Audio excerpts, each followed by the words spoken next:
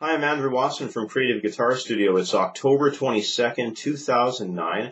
This video marks the very first video that we're doing on the new YouTube channel that I've established called Guitar Blog Update.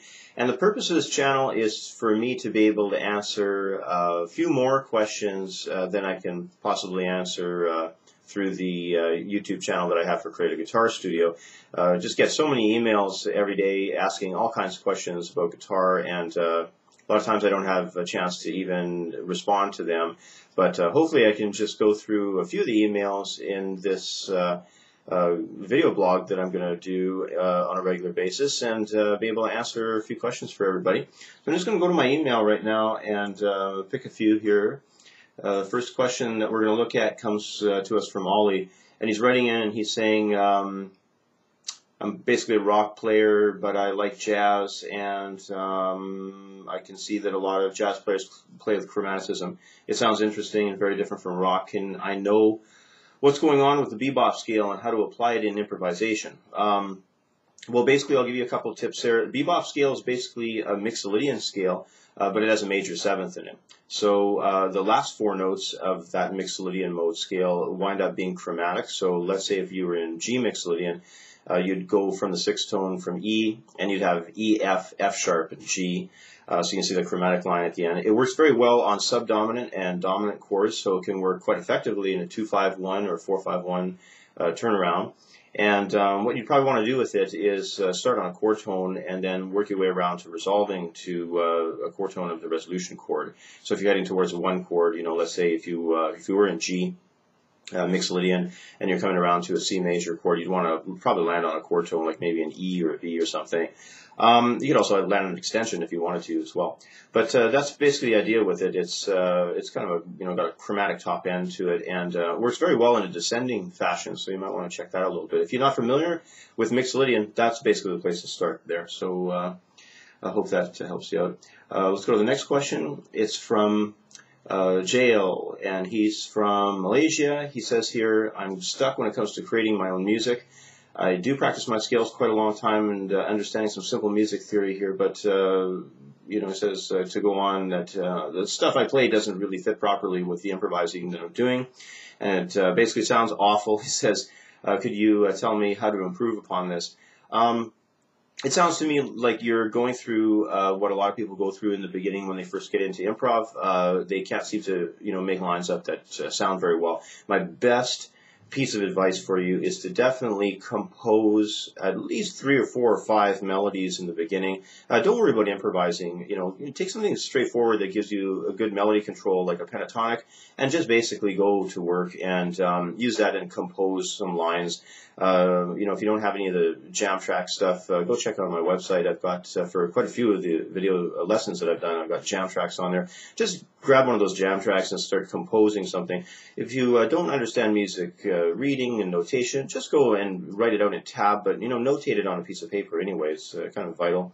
And just, start there. You start by basically composing, and then you'll notice that a lot of the shapes and lines and the geometrical ideas on the fretboard that you'll use for your composed lines, you'll just start using them in your improvised lines. You'll notice that they work in certain various ways, and then they'll just slowly creep into your playing that way. So thanks for the question, and we're going to move on here to Kelly.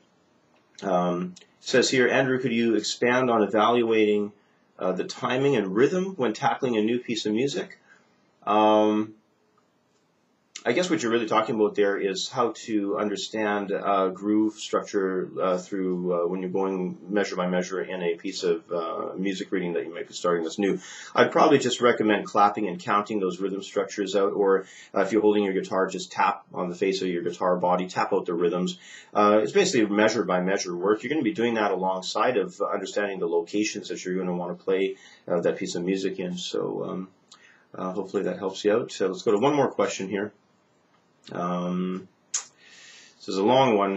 Watch a couple of your videos. Needless to say that you're doing a good job. Okay, the question I have is how to practice the major scale in multiple positions on the guitar. I've initially practiced in the key of G and learned all 5 positions. How can I carry on with this? I know I've done a couple of videos on this whole topic.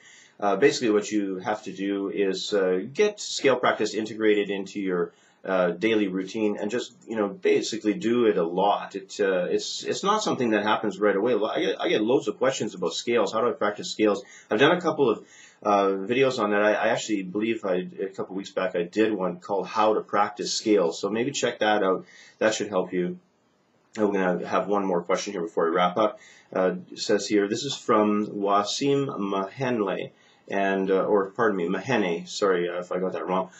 He says here, does every guitarist know how to play the notes on the guitar? For example, like Slash, does he know how to play the guitar notes? I imagine you're asking about music reading. I don't know. I've never met Slash, and I don't know what he's aware of on the fretboard. I have learned over the years just from reading articles and and so forth, and meeting quite a few famous players when I was out in California at the Guitar Institute of Technology at MI. Most of these guys know exactly what they're doing. They have a very good handle on music theory and music concepts on their fretboards. Some don't entirely. Some are fairly self-taught, but for the most part they know quite a bit about what they're doing. I don't even know for sure if it's something I would be too concerned about. Sometimes people get very wrapped up in, geez, should I study music reading? Should I study this or that or the other thing? Just study what you feel is enjoyable, unless, of course, you're making some kind of an application to a music school, like a college or university program. You're going to have to really be brushed up on top of your chops. But if you're just playing for fun, just do it. Just study what you feel is the most enjoyable to practice. And don't get too wrapped up around what other people are doing. Just focus on what you are doing, and try to be the best that you can possibly be at those topics that you're studying and integrating into your playing. So I do not know if Slash knows how to read music. So anyway, this is what I'm going to be doing on this channel. I'm just going to be going through my email folder.